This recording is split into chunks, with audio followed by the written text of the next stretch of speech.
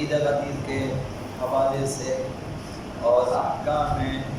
اخوت و برادری کے حوالے سے عقد اخوت کے سلسلے میں چند مسئلے آپ کی خدمت میں بیان ہوں گے۔ پہلا سوال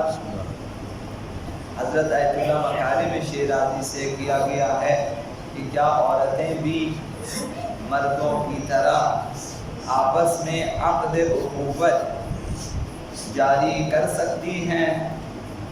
یہ سوال، کیا عقد اخوت مرد اور عورت کے درمیان بھی جاری ہو سکتا ہے؟ دوسرا سوال، تو جواب میں بعض فقہا سر فہرست حضرت آیت اللہ مکارم شیرازی کا نظریہ اور فتویٰ یہ ہے کہ عورتیں آپس میں بقصد رجا، بقصد امید ثواب آپس میں عقد خواہری جاری کر سکتی ہیں۔ یہی عقد اخوت جو عید غدیر کے حوالے سے مفاتیح الجنان میں مذکور ہے، یعنی بامید ثواب قربتاً الی اللہ،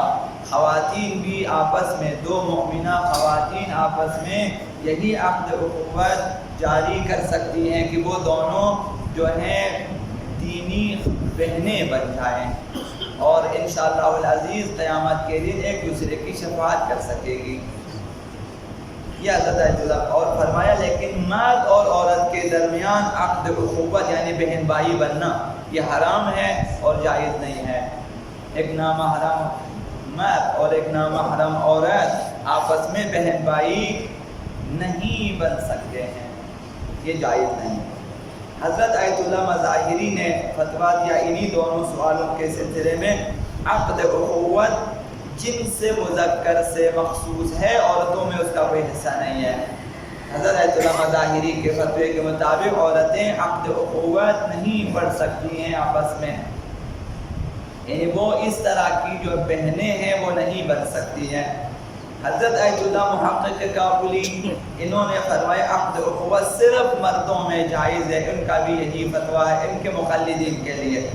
حضرت آیت اللہ روحانی نے فرمایا عقد اخوت صرف مردوں سے مخصوص ہے، ان کا بھی وہی فتویٰ ہے۔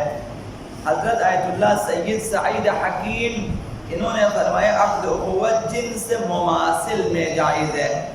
یعنی دو مردوں میں جائز ہے، دو عورتوں میں جائز ہے، جن سے مخالف میں حرام ہے، جائز نہیں ہے۔ مرد اور عورت کے درمیان عقد اخوت عید غدیر پہ جاری نہیں کر سکتے، دو مرد آپس میں، دو عورتیں آپس میں، ان کے نزدیک بھی جائز ہے۔ بس حضرت آیت اللہ مکارم شیرازی کے نزدیک اور حضرت آیت اللہ سعید حکیم کے نزدیک بھی، ان دونوں کے نزدیک عورتیں عید غدیر پہ آپس میں بہنیں بن سکتی ہیں اسی عقد اخوت و برادری کے ذریعے۔ یہ پہلا سوال اور مسئلہ۔ دوسرا مسئلہ، عقد اخوت جاری کرنے سے کیا ہوتا ہے؟ عقد اخوت جاری کرنے سے یہ ہوتا ہے کہ ایک بھائی دوسرے بھائی کو اپنی دعا اور شفاعت میں شامل کر لیتا ہے اور ایک دوسرے سے ملنے کو لازمی قرار دیتا ہے۔ تو جب دو بھائی بن جائیں عید غدیر پہ، محبت آقا امیر المؤمنین میں، اظہار ولایت آقا امیر المؤمنین کے لیے اس کام کو انجام دینا چاہیے۔ جب انجام دیں تو اتنی زحمت قبول کریں کہ جب آپ نے آقا امیر المؤمنین کو ان کی ولایت کو مد نظر رکھ کے کسی کو بھائی بنا دیا، جس طرح پیغمبر اسلام نے آقا امیر المؤمنین کو بھائی بنا دیا تھا، جس طرح پیغمبر اسلام نے حضرت زہرا مرضیہ سلام اللہ علیہا کو حضرت ام سلمہ کی بہن بنا دیا تھا عقد اخوت کے سلسلے میں۔ جو آج اتنی زحمت قبول کریں کہ دعا بھی کریں اور قیامت بھی انشاءاللہ شفاعت کریں گے، لیکن دنیا میں ملاقات کو بھی جاری رکھیں، ہفتے میں 10 دنوں میں 12 دنوں 15 دنوں میں جا کے ایک ملاقات بھی کریں گے۔ یعنی یہ آقا امیر المؤمنین کی محبت و ولایت کو مد نظر رکھ کر کریں، نہ اس شخص کو بولے ابھی وہ مثلا فقیر ہے، نادار ہے، آپ کو کچھ نہیں دے سکتے، ملاقات نہ کریں، آقا امیر المؤمنین کی خاطر جا کر کریں۔ عقد اخوت سے انسان رحمت و رضوان الہی کی طرف ایک دروازہ اپنے لیے کھول دیتا ہے، جس میں مومن کی زیارت، مومن کی شفاعت، مومن کے لیے دعا، یہ خود اس شخص کے لیے یعنی رحمت الہی کا دروازہ کھول دیا اس نے اپنے لیے۔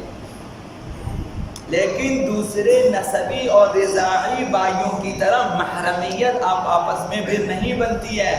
میراث کے مستحق نہیں ہوتے۔ ایسا نہیں کہ یہ دو بھائی بن گئے، اب بتائیں کہ اب ہماری بہنیں بھی آپس میں مثلا جو ہے تمہاری بہن ہماری بہن ہماری، تو ایسا نہیں ہے، محرمیت نہیں آتی ہے۔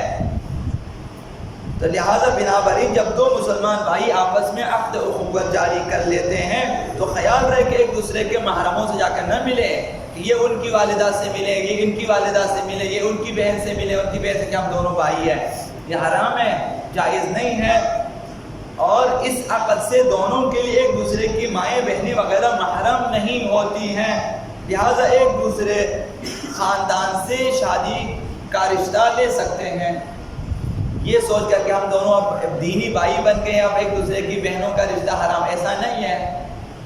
یہ بھائی دوسرے بھائی کے گھر سے رشتہ لے، یہ بھائی اس بھائی کے گھر سے رشتہ لے سکتا، کوئی ممانعت نہیں ہے۔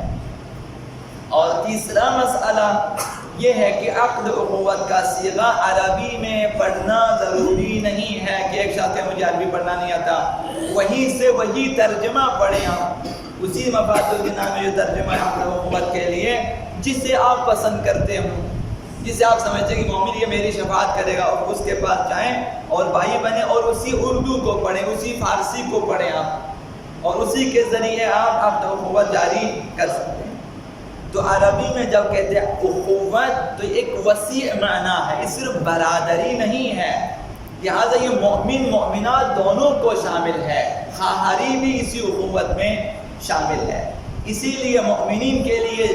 اخوت کے جو احکام آئے ہیں وہ مومنات کے لیے بھی ہیں۔ جب کہا کہ انما المؤمنون اخوات، ایسا نہیں کہ مومنات آپس میں بھی بہنیں نہیں ہیں، مومن مومنات بھی آپس میں ہیں، یعنی یہی رشتہ ایمانی ہے مومن اور مومنات کے درمیان بھی، مومنات کے درمیان بھی، مومنین کے درمیان بھی۔ تو یہ جب کہا قرآن میں اخوت، یعنی اس میں عورتیں مرد سب شامل ہیں، یعنی مومنین و مومنات سب شامل ہیں۔ حضرت آقا رسول خدا صلی اللہ علیہ وآلہ وسلم نے جب مدینہ میں مومنین کے درمیان اخوت اور بھائی چارہ قائم کیا تو اپنے لیے آقا امیر المومنین کا انتخاب کیا، اور حضرت زہرا مرضیہ سلام اللہ علیہا کو اپنی بیوی حضرت ام المؤمنین ام سلمہ کی بہن بنا دیا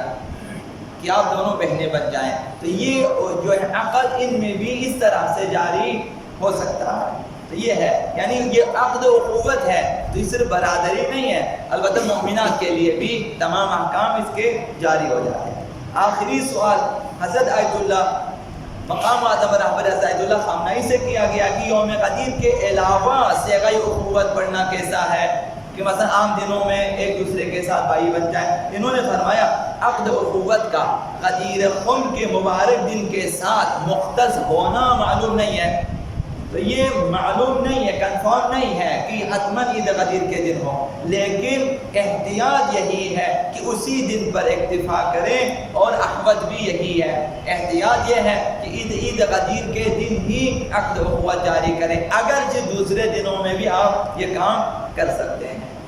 اللہم صل علیک باسمک العظیم الاعظم العز الجل الاکرم، یا اللہ